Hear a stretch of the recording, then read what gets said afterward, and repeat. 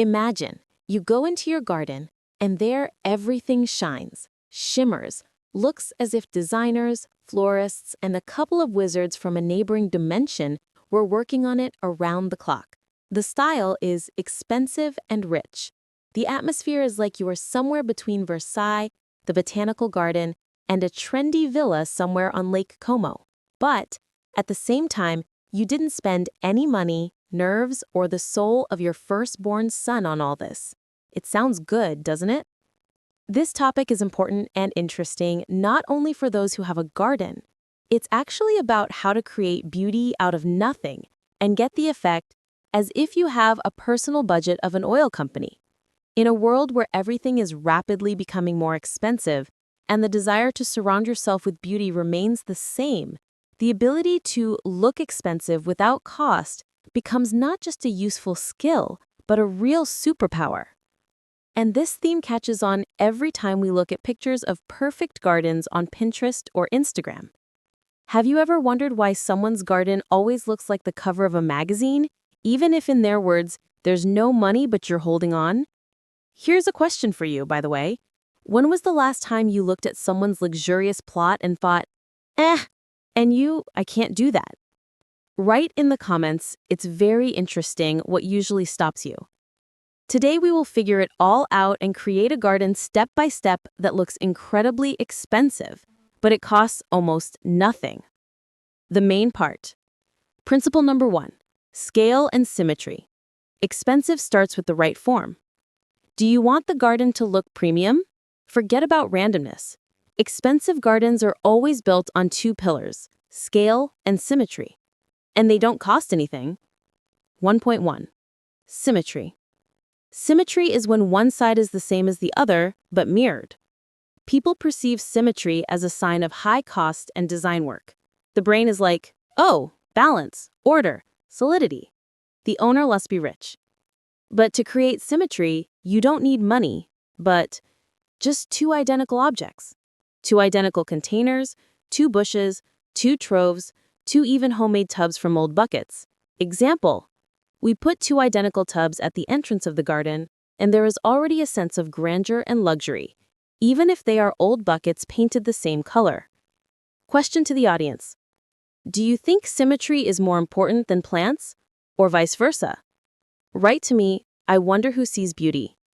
1.2. Scale. The feeling of expensive is created by large forms. Not a small thing, but large bushes, massive flower pots, wide paths. You don't need expensive materials. It's important that the elements are large and dominant. Example. Don't you have a huge decorative ball? You can make it out of old wine barrels, plastic balls, or even a sphere of twigs and paint it to look like metal. Remember, scale is more important than price. Principle number 2. Color palette. The garden should look seasoned. An expensive, rich garden is never full of all the colors of the world at the same time. Luxury is about restraint. This is when a single theme runs throughout the site. 2.1. Monochrome is the budget's best friend. Choose one dominant color and everything will start playing. White flowers? Elegant. Purple? Premium. Green in different shades? Generally a buzz. Even if the plants are cheap, the monochrome makes the garden look visually expensive. 2.2. Color repetition. The color should wander through the garden. The same shade is somewhere in a pot, somewhere in a flower bed, somewhere in a small architecture. Fact. Brands use color repetition for premium storefronts. We do the same thing, but on our own site. Principle number 3. Textures. Lots of textures equals expensive. If textures decide everything in the interior, textures of plants and materials decide everything in the garden.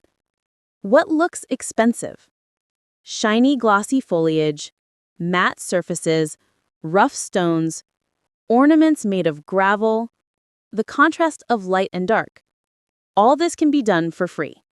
Stones are collected literally anywhere. Foliage in nature is diverse, you just need to combine them correctly. Gravel cabs are made from broken crumbs, crushed stone, even bricks. The counsel? Combine smooth hosta leaves with lace fern leaves plus a large bush. The effect of a premium botanical garden is guaranteed. Principle number 4, vertical. Rich gardens are never flat. Verticality creates a sense of depth, scale, and high cost. And the vertical can be done as you like. Supports for climbing plants made of sticks, arches made from branches, walls of old doors, hedges, multi-level flower beds. Example: 2 old ladders connected by a crossbar, ideal construction for curly beans or decorative peas. It looks like a designer installation, but it costs $0. Principle number 5, water. The cheapest way to make the garden expensive. Any pond, even a tiny one, makes the garden look luxurious. You can make it from an old basin, from a bucket, from a clay bowl, from a broken, sealed container. Add rocks, a couple of plants, and that's it. You have a pond that looks like a landscaping element. Principle number 6, collection effect. That's what really always looks expensive. Collections. And here's the good news. Collections can be free. You can collect varieties of the same plant, pots of the same shape, stones of a certain type, objects made of wood, retro-style tools, even old bottles of the same shape. When there are many items, but they are united by an idea, a sense of taste and premium is always created. Principle number 7, clean lines and well-groomed. Nothing gives away a garden's budget like chaos, and vice versa. Cleanliness, smooth edges, trimmed bushes. It's free and looks expensive. Smooth lawn edges, filling along the tracks, cleanliness around flower beds, absence of chaotic objects, minimalism in the decor. If you don't have money for design, use order as your main tool. 8. How to put everything into practice.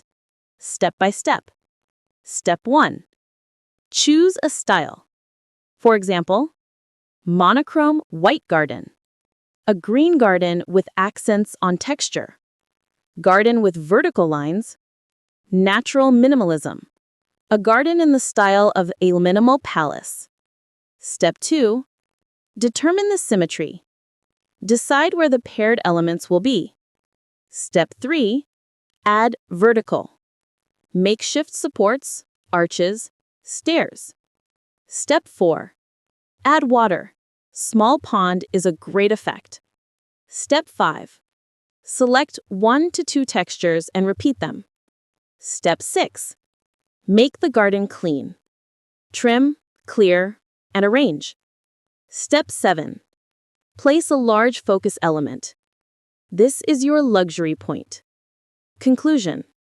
Today we learned that the expensive, rich garden is not about money.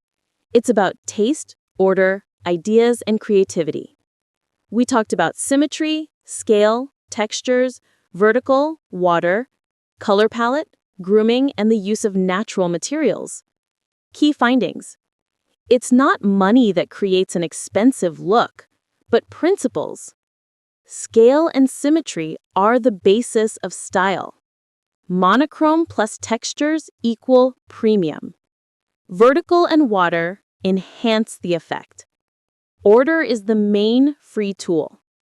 And now I'm very interested. What do you think? Which of these principles gives the maximum effect if there is no money at all? Write in the comments and share your experience. And finally, what kind of garden, vegetable, or design theme would you like to see in the next video?